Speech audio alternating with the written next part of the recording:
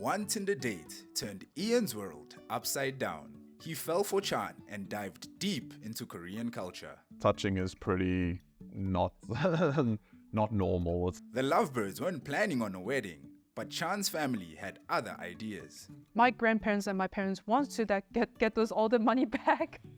Little did they know, the journey to becoming husband and wife would be a wild ride. To marry a South African, you have to get approved from the South African government. We went to the one birthday party, everyone got COVID, so we have to lock down together. But I think the second day or something, our substation blew up, so we have to quarantine a house without power for 2 weeks. Yeah. I think that it's like the first week or second week that we met, and we just started dating, and that thing happened. I think it was a good pressure test. Like experience those things is either like you broke up like very badly or you continue, and then we were lucky we confirmed that this person is okay. So either you break up during that or you're together forever. Yeah. If you make it through that. So because the litmus test for the relationship, and we passed. We passed. I did date outside my culture before, and yeah, it was not the first time for me. It was also not the first time dating outside of my race for me, although I haven't really had like long-term relationships like that at all. 2 weeks quarantine without power makes that I just have a like assurance of, oh yeah, I can be with this person for very, very, very long time. We've been through those things. 2 weeks sounds very short, but it's actually not, without power, and you can't go outside. You have to lock with this person without power, no TV, no internet, yeah. For me, I also knew almost right off the bat, just because of how good we were able to converse, how long we were able to talk to each other. That's very important for me as well. So yeah, that was pretty much, I've never had that before. And also after that, I have my visa issue, so I have to go back to Korea for a month and get my new visa to come back. So we were separate for just a bit longer than a month as well. We video called every single day. Mm-hmm. It was obviously hard, but it didn't really feel like we were apart. She still felt close. Yeah, my biggest culture shock in the beginning of when we start to dating, it was my in-law right now, because in Korea, if you ever meet your boyfriends or girlfriends, their parents, people get nervous too much pressure. You have to wear very modest clothes, and then you have to give a very good impression that you're very modest, I can say.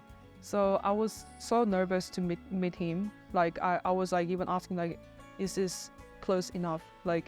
Can I wear this clothes? And then he was like, what are you talking about? You can just wear whatever. And then also when I meet his grandparents as well, I was nervous so much. If I also just keep thinking can I speak this? Can I tell this? I was but I found that it was not that hectic. You don't have to be that much stress in here, so it was kind of fine for me. One of the biggest culture shocks for me was the kind of, I don't want to say lack of affection towards family, but it's in South Africa, we like hugging, we like, even people you just meet, you'll hug and all that. And I found out with her relationship to her family and just Koreans in general, is touching is pretty not not normal. It's not normal to just go up and hug someone. It's not normal to be super affectionate. So yeah, that was quite a shock for me, because I'm pretty close with my sister, and when I found out about how her relationship with her sister is completely different worlds. Yeah. It sounds cold, yeah. If you here, but it's not, you know. Yeah, no, Like just to getting used to. It's not like like we don't hug, we don't really like talk in the one whole day or something, or we don't meet often, but we still love each other. It's not like we lack of love. It's a thing in Korean culture, like we don't really talk to your parents like I love you, or even parents don't really say like I love you, my daughter, or something. They do in a like special occasion like a wedding or something, but they in usual like in, you know, they never say like, oh, I love you, my son. Like are you okay? You know, like we will say. I also found that Afrikaans culture, which is is very religious as well. My family, I grew up Catholic, but in Korea we have those like very core Confucianism and a bit of shamanism culture. And I was also very like surprised. Oh, it's very religious. I have to have to pray after like every meal for it, because I actually don't, even though I'm Catholic. Like I'm not, you know. although most of my family is not like that. No, I know, but your my grandparents, yeah. Yeah, when she met my grandparents, I told her like, okay, they are pretty old school.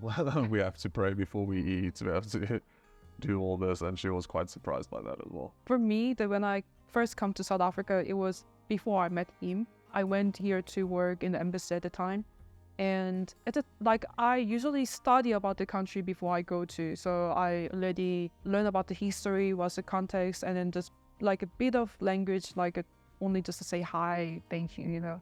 So everything was quite what I expected, and but I also found that there's a lotioning at the time. Like now we don't have, but at the time lotioning, I was, oh wow, this actually power goes out, and and also that there's the road in the opposite. So we drive, our handle is in the left side and we drive in the right side.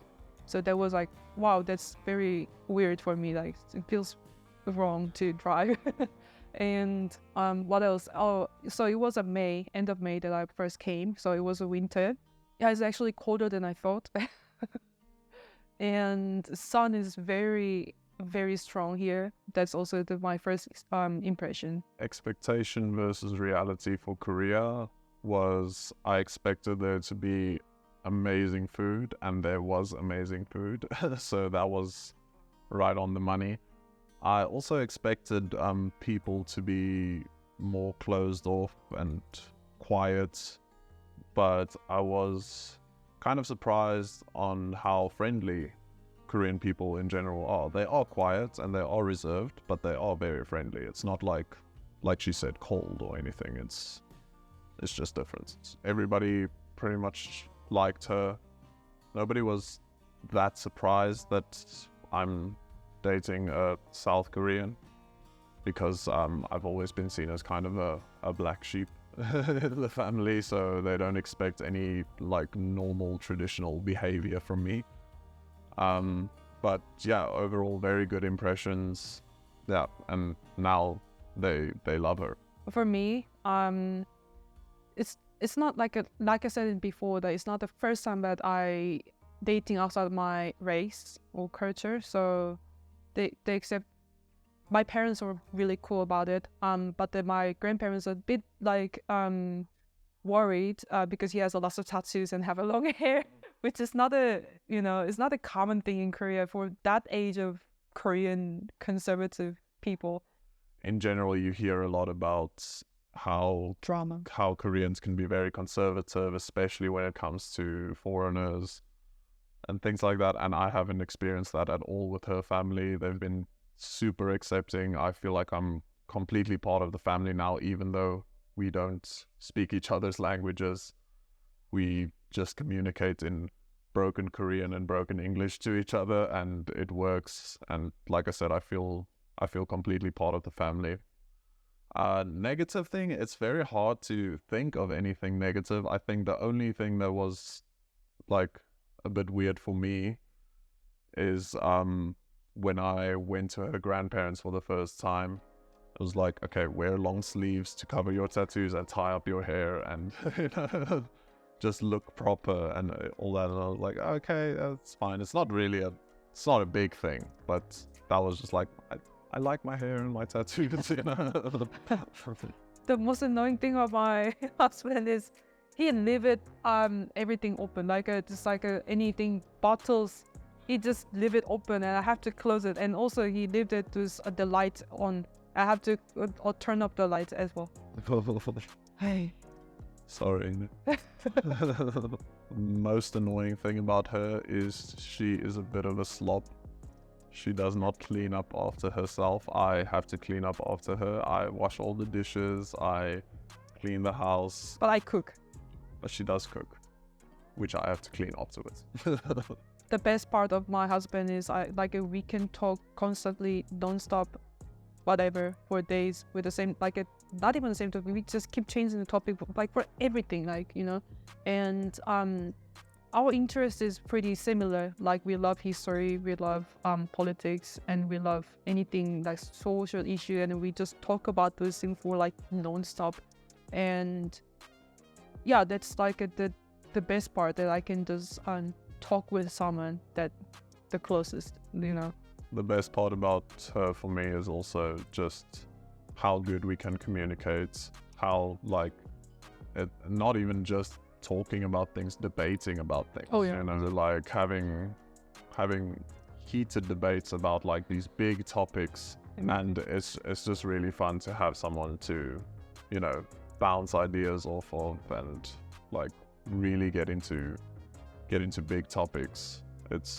It's rare, I feel, in relationships to have communication on that level, and Intellectual. yeah, I think we pretty much have communication down to a T.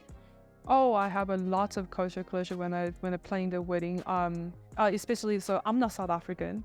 So to marry a South African, you have to get approved from the South African government to get married in South Africa as a non-South African. So to get this permission from the government, you have to go to Home Affairs and do the Home Affairs thing. And then we have to get all the documents because so I'm 29. And then last year when I get married legally, I was 28. I have to get the permission from my both parents in Korea, written consent of my parents. Even though they can't speak English, they have to write a letter in English that the father of Chan Hee Kim giving a permission to get married to Ian Van Marve.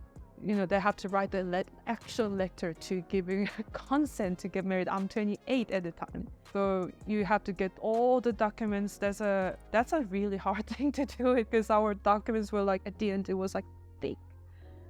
And yeah, and we got married, and then obviously I also made the contents very recently, like if you get married to South Africa, that doesn't mean that you will get the visa or anything, whatever. You have to get all the things separately. So we also did that as well. Top of it, also lots of paperwork again. Yeah, so that's a crash, but in general everything is fine. Yeah. I think for me, there wasn't necessarily culture clashing. It was just a matter of, a Korean wedding is very different from what we're used to. You know, there's not that, like, there was kind of an officiant, but I would call him more of an MC. She's MC.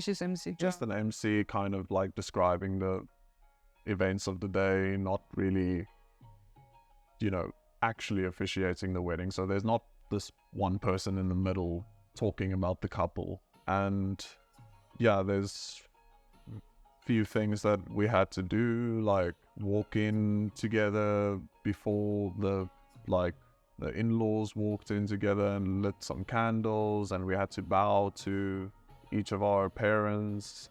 And it's just, yeah, it was just different, but nothing really clashing. And overall, it was fantastic. Food was amazing. Oh yeah, food was amazing. Yeah. And we did exchange vows. I did my vows in Korean. She did her vows in Afrikaans. Yeah. So overall, very magical day. I wouldn't really describe anything as a clash. The inspiration behind that we did about each other's language was our wedding is very Korean, so I wanted something a bit of South African touch or anything from his culture. So we marched with a Afrikaans song, and that's why I did my vows in Afrikaans. At least I can do, yeah. So that's the reason behind it for me. Yeah. Yeah, I think it was just a very nice idea to show that we have learned a lot about each other's cultures and we're very interested in each other's cultures, and just a way to kind of express that. To design my own wedding dress, I think that the biggest reason was I couldn't find the exact dress that I really want to wear, because the dress is expensive. I didn't know that expensive. It's too expensive.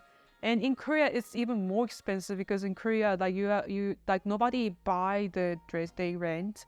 So I decided to just get the dress in South Africa, which is like slightly cheaper, and then you can actually buy the dress, not the rent, And the style is also pretty different with the Korean and South Africa. Like Korea is more like a very princess kind of dress, more like a modest and everything. I don't like that. It's not my cup of tea. So I want to have my dress that I really like, that I can spend a lot of money. To have those wedding ceremony in Korea, I think that also the biggest reason was because of my family, because like I just explained briefly that in Korea we give that the guests have to pay the gift money to the couple, which means that my parents has been to another person's wedding, and then my parents, if my parents paid to the couple, and then their parents also have to come to my wedding to pay back basically those gift money. And that means my grandparents and my parents want to get those all the money back. I think the best part of Afrikaans culture for me, that I think that my favorite phrase is plan. Like I can see that those Afrikaans people just like make plans for like everything. They just figure it out, and then that spirit is something that I kind of really like. Yeah, I think for me, my favorite thing about Korean culture is how important food culture is. It's on a completely different level, on like the amount of dishes, how meticulously it's prepared, and how important food is as a social tool. Even that was very cool. Coming from like Afrikaans culture, where braai is a big thing, it's also like very, very important to the culture, but Koreans take like food in a social context to a completely another level, and also it's just delicious. I love Korean cuisine. For the context, our how are you is, did you eat? Yeah, 밥 먹었어? Yeah. Like 밥 먹었어? did you eat rice? Yeah. So that's how are you basically. We don't have how are you, so we say like, did you eat? Have you eaten? Yeah, have you eaten? My favorite Afrikaans meal is okselboiki. I absolutely love it. Like it's just comforting. For me, it's very hard to choose a favorite, because there's a lot of different dishes that I really like, but I think overall, bang for buck, best one is bibimbap, which is basically a mix of a lot of different things, with the main ingredients being gochujang.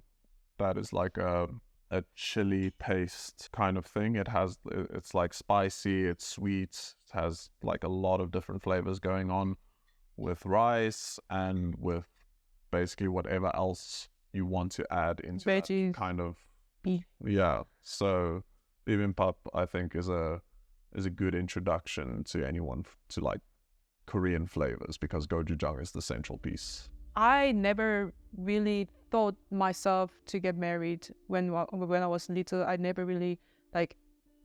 I actually just like, I'm not gonna get married. Like I don't think it's not really good for women, to be honest. And I don't want to have a kids, But I decided to get married to him is because it's him.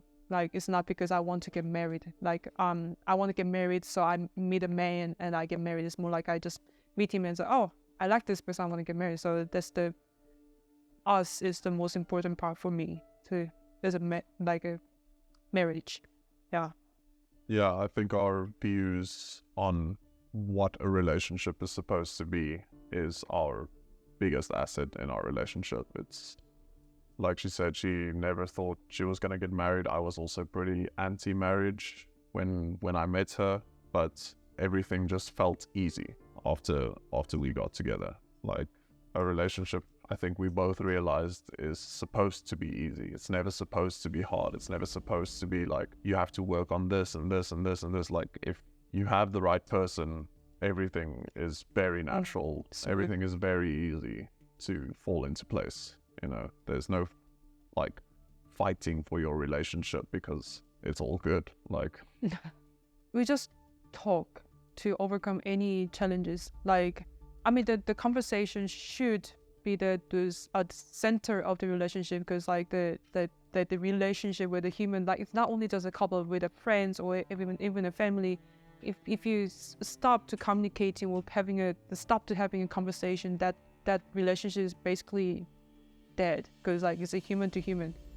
It's a language, like you have to, even though it's not like actually talkable, you should having some kind of conversation or anything, you know. So anything that we having a problem, or anything that I have something like upset or anything, we have to having a conversation. Yeah, that's the big role. You know, I think to overcome challenges, we play to each other's strengths. You know, if whatever she's good at that I'm not good at, we'll balance it out like that. If she needs help with something that I'm more proficient at, then we lean on each other, but not in a not like in a overbearing or burdensome way. We just, like I said, play to each other's strengths, and we know what we're good at. We know how to overcome challenges. We know who would be best suited to overcome the challenge that we are faced with. For like, I think that in general, for my followers perception of our couple is pretty positive, but obviously it's the internet world, so people sometimes very upset about that relationship. Somehow, like, I don't know why. Like, why are you upset? Like, you're not my whatever. But the one thing that I want to clear about is like, he's not burki. Like, to be honest, you can see that lots of people just making comments like, oh, he's gonna wear those shorts and the kakis and everything, but you can see it's not like a very, it's not traditional like Afrikaans person at all. So yeah, anything that like people concerned about so if you marry with the Afrikaans, you're gonna like confront with this kind of problem, like it's never really happened. So, and he doesn't look like Jan van Riebeeck, so people should stop commenting that he looks like a Jan van Riebeeck. It's the hair. Yeah, a fun fact about that is that the picture we know as Jan van Riebeeck was not Jan van Riebeeck, because he was pretty ugly, so he hired a model to actually be on the money and be on all the, like, his portrait, but it wasn't him. He hired a model to basically be his face. So if anything, I look like that model, not Jan not the Jan van Riebeeck.